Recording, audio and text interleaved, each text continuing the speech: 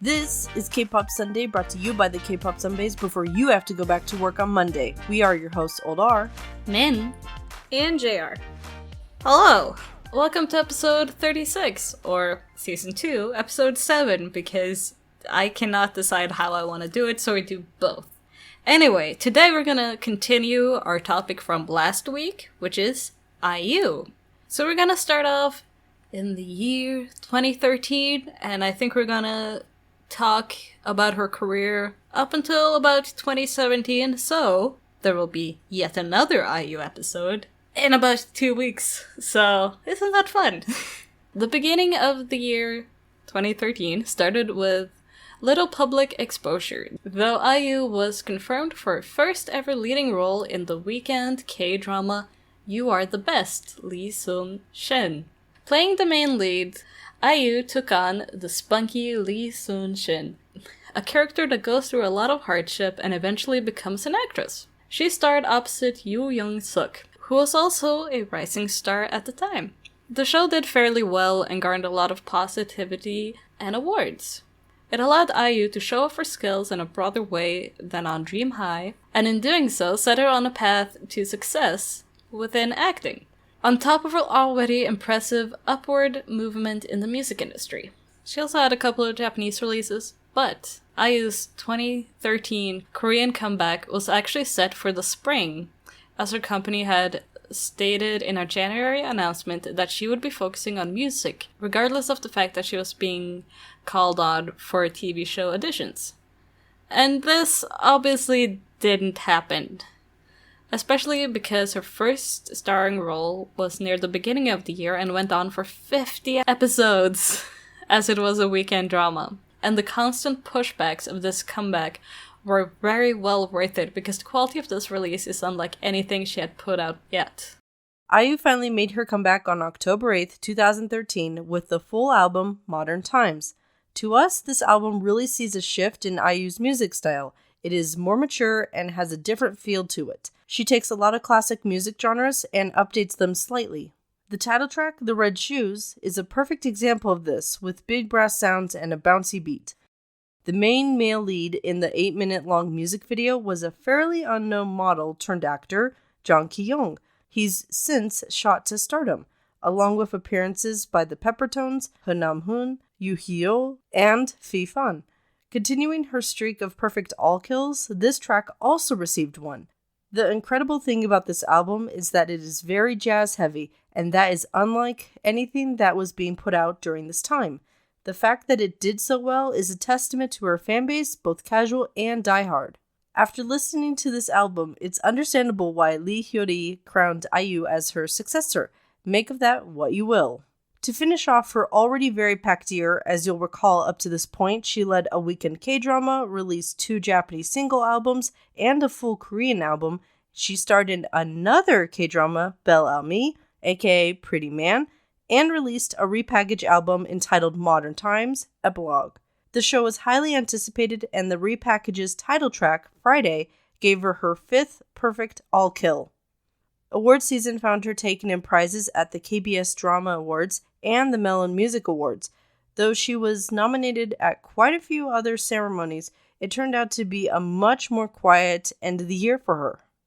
For the most part, 2014 was low-key, at least in comparison to her previous years. She celebrated her 1000th day since debut, released a handful of singles, appeared as a feature artist on other people's tracks, dropped an EP full of covers, attended K-Con for the first time, and was promoted in her honorary police position. Which, saying it now, it sounds like she had a very packed year. But that's how I wrote it, so we're gonna go with it.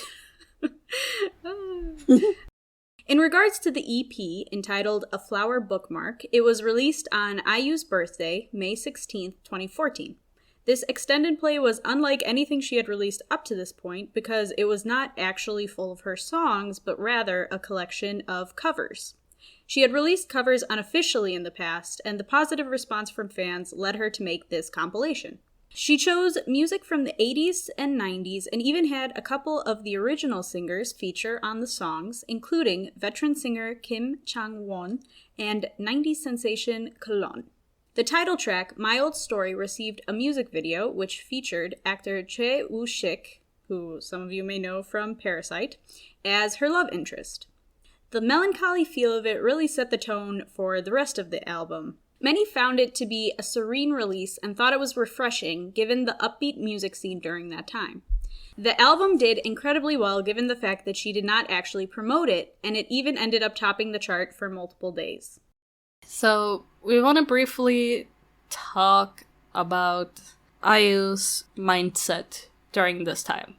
And we will not be speculating, but rather discussing some of the things that she personally has mentioned about herself. And we want to give a trigger warning for this little section, because there will be discussions of eating disorders and mental stress in the following section. We'll put a timestamp in the notes. Yes. As we've seen, just a couple of years after her debut, IU had been running non-stop with work, and the addition of acting loaded more onto her plate. During the filming of You Are the Best, IU gained some weight, and this caused a stir among netizens because they felt the need to comment on such things, because idols' bodies are not their own. In 2013, for an interview on the Modern Times album, IU talked about a diet she went on to lose all the weight that she had gained while filming the K-drama. And it caused quite a stir because of how dangerous it was. She said she hated being told that she'd gained weight and would think about it whenever she looked in the mirror. Then later in 2018, 4 years after A Flower bookmark came out, she went on a show called Art of Conversation, where she discussed this more deeply, talking about the difficulties she went through both physically and mentally. She developed an anxiety disorder and an eating disorder and struggled a lot, but she eventually sought help through professionals and a well-rounded diet and yoga. And this is absolutely incredible. In recent years, idols have been a bit more forthcoming about their struggles, but they're often still guarded when they talk about them, which is fine as they don't have to be open about such intensely personal issues. IU is one of the first ones that we've seen to be so open about herself, and we also found it so important how she has stressed seeking help outside of yourself, especially in a culture that is still working on destigmatizing such things. If you remember from our last episode, in February of 2012, IU was given the position of an honorary police officer for a bullying campaign that the Seoul Police launched. In November of 2014, she got promoted to honorary corporal of anti-school violence, an office she would hold until November 5th, 2016. As of 2019, she is still an honorary police officer. According to Soompi, the singer was recognized for her service of leading the prevention and eradication of school violence through various activities, such as participating in the promotional signing session for the pamphlet on school violence prevention and appearing in the Make It a Safe Community promotional video that aims to eradicate the 4 big evils of society. IU has also contributed greatly to the wide promotion of the emergency hotline 117, wherein students can call regarding cases of school violence. After this, she had no other big promotions outside of award shows. As usual, the end of the year ceremonies brought IU more acclaim in the form of awards at the Gaon Music Chart Awards, receiving Artist of the Year at the Melon Music Awards, and winning the Best Female Artist Award at MAMA. At this point, we can see something of a pattern in regards to IU's career. After a few low-key months at the beginning of a year, she picks up speed and gets more schedules as it progresses. 2015 was similar to this in that she did not do much promotional work outside of advertisements until her May to June K-drama, The Producers. Following the show and the second half of the year, she would release her 4th extended play. After a lot of CF recordings and photo shoots in the first few months, it was revealed that IU was in talks to star in a new K-drama. The writer of this upcoming show was known for the 2013 hit, My Love from the Stars. It's just okay, in my opinion, but that's besides the point. So obviously, the fact that a big writer was attached to this new show, it added to the anticipation quite a bit. And it was soon confirmed that IU, Gong Hyo-jin, Cha Tae-hyun, and Kim Soo-hyun, who was actually also the male lead in My Love from the Stars, would be leading the cast. As the show went on, the cameos got more and more fun, from actors to idols to comedians. And if you actually look at the Wikipedia page for this show, the amount of cast members to cameos is like, I believe it was almost equal. Like, that's how many cameos are in this show. So, if you are a person that loves cameos, like me, I suggest you watch this one.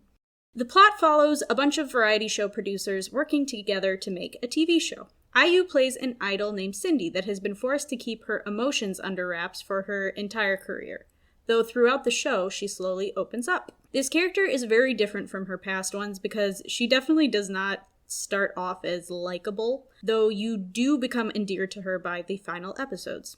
IU, as her character Cindy, also performs 2 new songs during the show, which would end up on IU's actual end-of-year album. The song The Heart, which doubled as an OST, actually received a perfect all-kill, and if you know anything about OSTs and the music charts, this is not a common thing. Now, I want to give a quick, little drama review, in my opinion. It's a really great show, and it's one of the first ones that I watched as it was airing, if that makes sense. But it was so fun to catch all the cameos, which, as I mentioned, they are very abundant. So if you like a variety of Korean entertainment, watching this show will be really fun because you can catch people who aren't usually featured in K-dramas in the show itself, and I just think that's really cool. But anyway, the story is very compelling, and I just really find that behind-the-scenes aspect of the television industry to be really fascinating, even if it is fictionalized. And I think this show does a really good job of that, especially since the entertainment branch took over the production of the show as opposed to the K-drama branch of KBS. So, yes, this is definitely near the top of the list in terms of IU K-dramas, and I highly recommend it. All the way back in April of 2015, there had been murmurs of a comeback on the rise. Though at the time, Loen flat out denied it, saying that she was preparing, but it was nowhere near being able to drop anytime soon. It was understood that once her acting gig was over, she would be likely to actually release something. So finally, in September, Loen answered all the rumors of a comeback, revealing that she was aiming for a fall release, one that was fully composed by her. This is the first time she took part in the complete production of her music. Not only writing it, but all aspects of it, which is really cool. On October 11th, she started to unveil teasers every few days for the upcoming EP entitled Chasho, or as everybody over here calls it, Catshire. She let her fans know that she would not be promoting the album on music shows this time around in order to focus on offline performances. Regardless, she would release the music video for her title track, 23, on October 22nd, a day before the rest of the EP released. 23 is quite the upbeat track. This song follows IU, who has now put away her bright youth for a more edgy maturity, as she tries to navigate this transitional period in her life. She asks the listeners to solve the riddle that she is, though she herself is not quite sure what the answer would be. It is obvious that this song is deeply personal to her, and she was hoping to shed light on her perspective through it. The lyrics are witty, and the music is incredibly catchy. And she again received a perfect all-kill for 23, and won on music shows, despite not promoting it at all. However, this album's success came with controversy. There is a lot to cover, so we're going to give a brief synopsis of the issues, and if you want to read more, you can look at our script and sources to learn more. First, controversy. There's a scene in the music video for 23 that many people thought to be a sexualization of minors. Second controversy. The bonus track 23 sampled the Britney Spears song Give Me More without giving proper credit. Even though she didn't produce either of the 2 bonus tracks, it was still on her album, hence why she was getting heat for it. Final controversy, the song Zeze took inspiration from the famous Brazilian children's book My Sweet Orange Tree by José Moro de Vasconcelos, and the Korean publisher of the book and then the public took issue with how IU interpreted the character Zeze. From debut to present, this album is the most controversial project she's released. And to wrap up this section, we want to point out that part of the reason for this intense backlash could be the fact that the nation's little sister was growing up. As she debuted so young, the public's idea of her was of a teenager, not a young adult. This release was her basically saying, I'm 23, I'm an adult, this is where I am in life, catch up, folks. But nicer, because she's not me. For all the controversies that were mentioned, people did address them, whoever worked on it, whoever took part in it, including IU, and we do want to mention that she did that, and you can see her responses in the longer version of these controversies in the script. So, keep that in mind. At the end of 2015, IU received the Prime Minister's commendation from the Korean Popular Culture and Art Awards, which is a ceremony run by the Ministry of Culture, Sports, and Tourism. According to the K-Pop Herald, the awards honor those who have made a contribution to contemporary pop culture and the arts. This includes actors, singers, comedians, and models. IU's commendation on the official website reads, in addition to a number of hit songs such as Good Day and Nagging, she also actively worked as an actor through the drama The Producers and emerged as a Hallyu star. Besides the commendation, I was unable to find any other wins for award show ceremonies, though she was nominated for many. Of course, idol groups at this time were experiencing a boom of new fans, so this could be part of that. However, a twist in the story is that her absence from these awards was because she was boycotting them. Her company actually ended up releasing a statement saying that she was not invited to them, and that's why she did not attend. And maybe she wasn't invited to them because of the controversies of her last album. One article that we found stated that IU was actually in the lead to win Best Female Artist at MAMA, though the award eventually went to Taeyeon of Girls' Generation. As we know, MAMA has an unspoken, you don't attend, you don't get award type thing, so was that part of it? Who knows? Yeah. Alleged. We're not saying anything for sure, because we are not in the nitty-gritty. By the end of 2015, there were rumors swirling about that IU would star as a lead in a new K-drama called Moon Lovers, an adaptation of a Chinese story entitled Bubu Ing Chun. This show had yet another star-studded cast. We're talking Lee Young-gi as the male lead, with supporting actors in Kang Ha-nul, Nam Jo-hyuk, EXO's Baekhyun, Kang Hana, and Girls' Generation's Soyeon, among many others. You can imagine that with an ensemble cast like that, the amount of anticipation for this was off the charts. Do I know who any of these people are? I know Baekhyun, and I know Soyeon, and that's about it.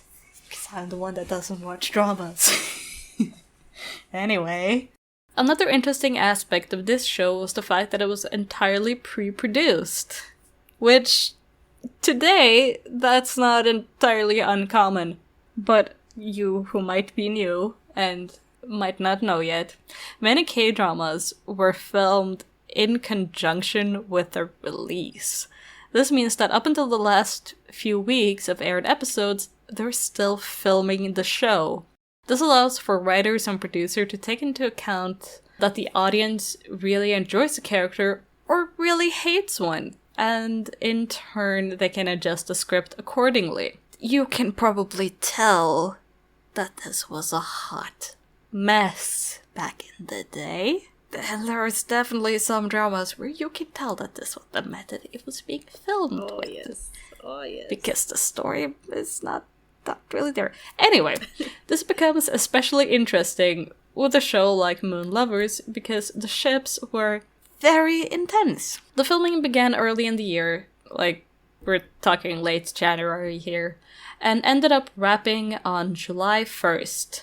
So about 6 months, which is good for a TV show of that length, but still, that is a lot of time for an idol to be not doing idol things. This was an understandable amount of time because the drama spans across 4 seasons. The show finally held its first broadcast on August 29th, and in Korea, the show was actually a failed project due to its less than stellar viewership ratings and because someone thought IU and Baekhyun's acting was just not that great. From a view outside of Korea, international fans just ate this show up. Like, yeah. JR is a fan. Can you tell she wrote this part? Anyway. As we mentioned earlier, another part of the issue was that the convoluted plot could not be adjusted internally due to everything being written and filmed already. We also saw one more possible issue in that another sageuk drama was airing at the same time, Love in the Moonlight. Again, with very big leads.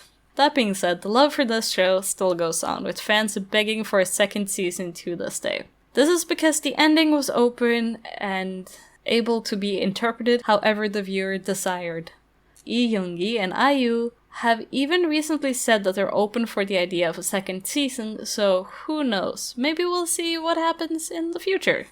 Yeah, so this is probably the one that really got me hooked on IU as an actress, because it was a really fun one, and I'm not a big fan of historical dramas to begin with, so the fact that I like this one a lot, I feel like it says something to a certain extent. Maybe not, because as we see, Korea hated it. But yeah, I would love a second season. And that other one that it was airing like adjacent to, I didn't like it, and I know so many people do, including international fans. But I just didn't like that one. And I cannot give you specifics as to why, because it's been a very long time.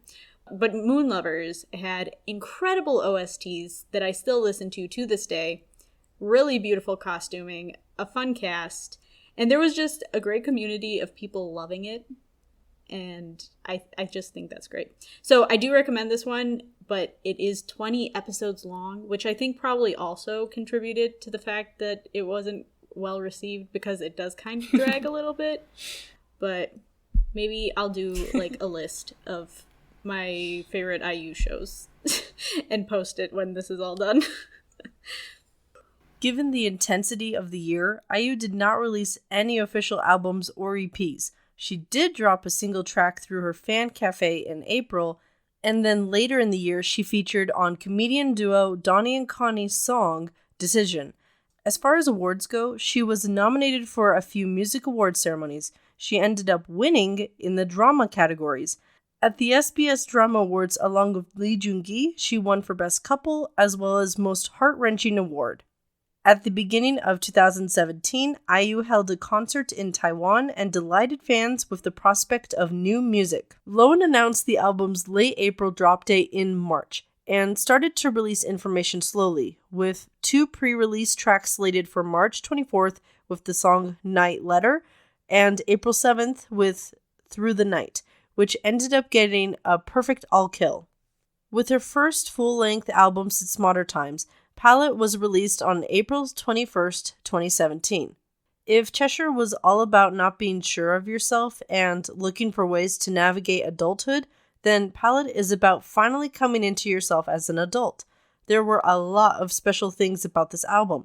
She worked with many collaborators, including Sam Kim, Oh Hyuk, and obviously G-Dragon for the title track. She also reunited with Kim Eun-ha.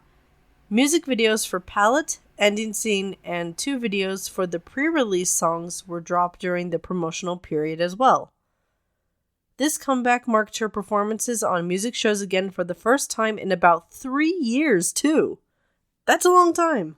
The title track, Palette, featuring Big Bang's G-Dragon, is an electropop track that showcases IU's ethereal voice in a lovely way.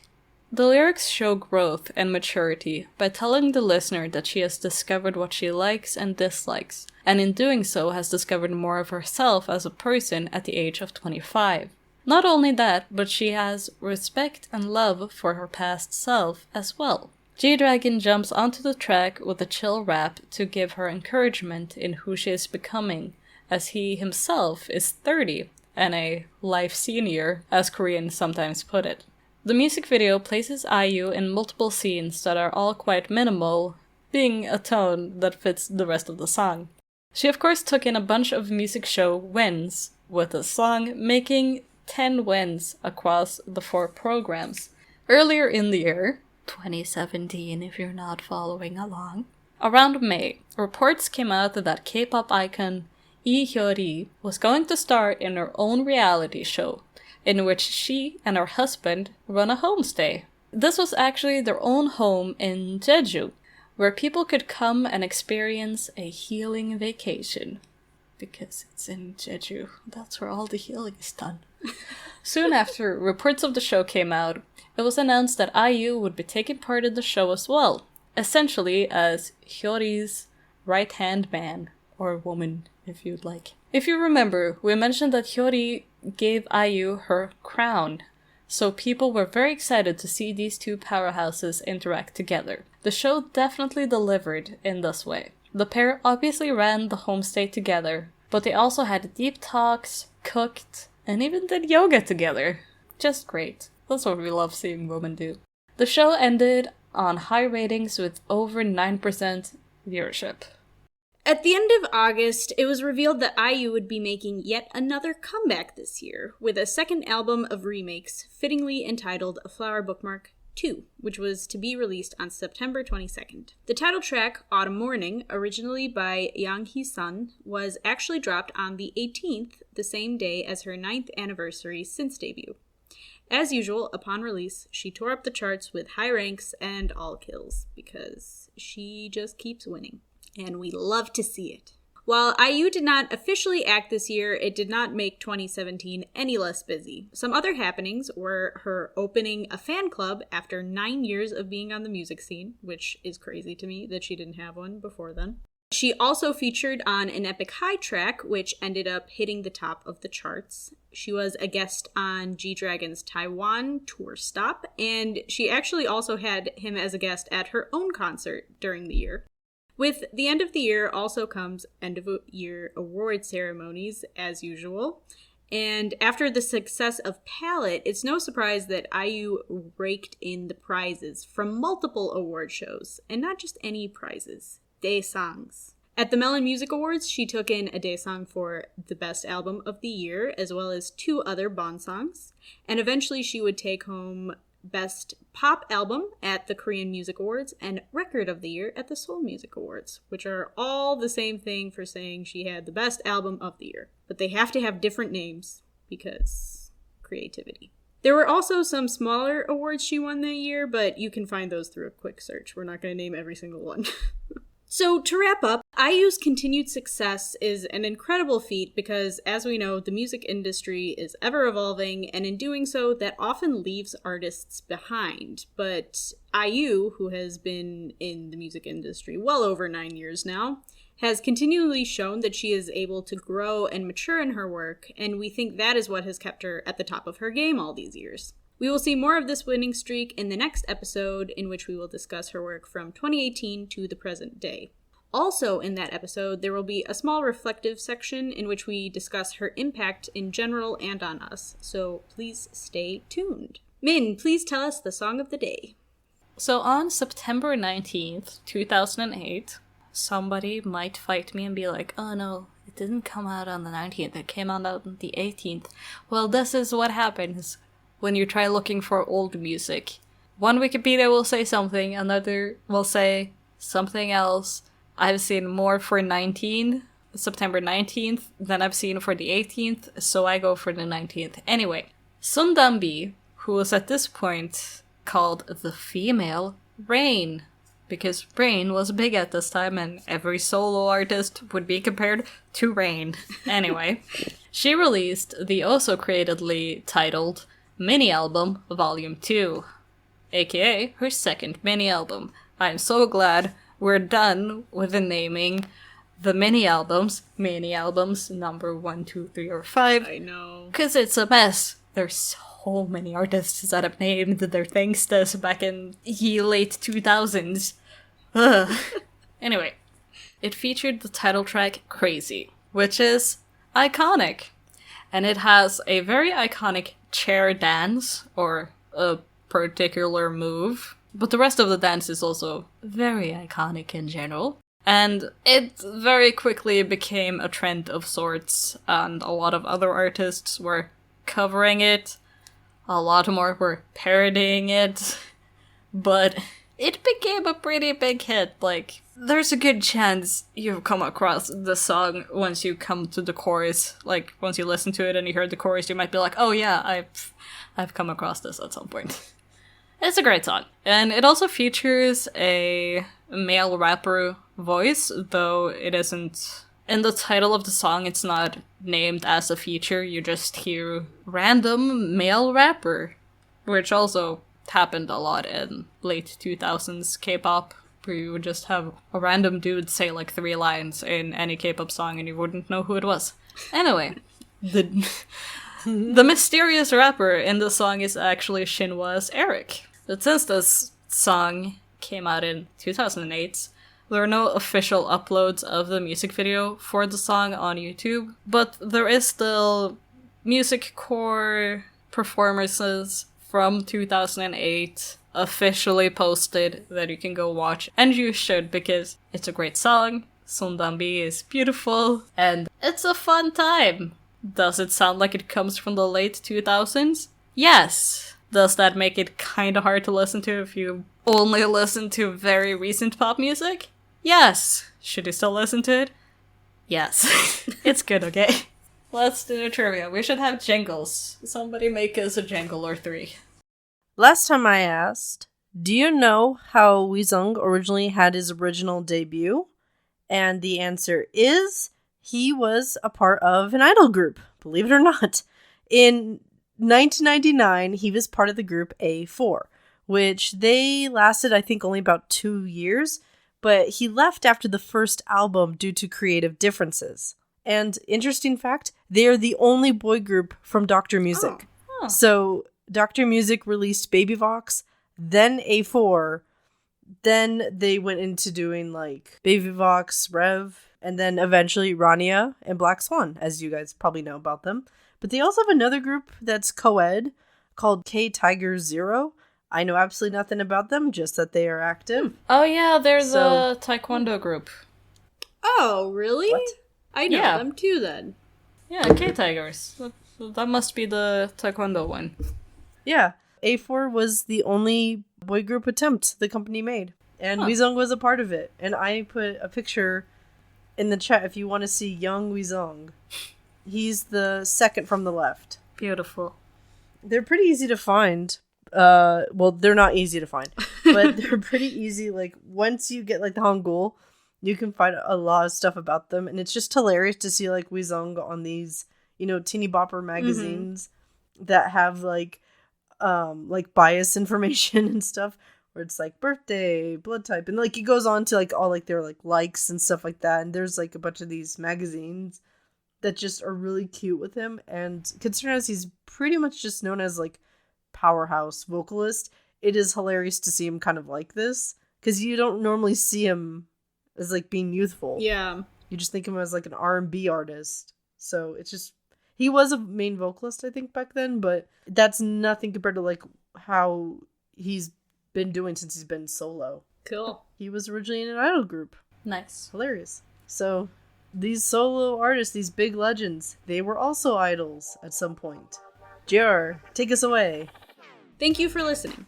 If you enjoyed the episode, then please make sure to rate, subscribe, follow, and tell your friends about us.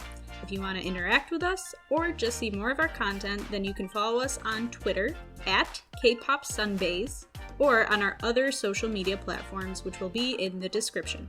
A quick reminder that we now have a Facebook page and a YouTube channel. On our channel, you will find a teaser for a highly anticipated project spearheaded by none other than our very own Old R. Also, don't forget that our final IU episode comes out on September 26th. Thanks, everyone. Bye. Bye. Annyeong.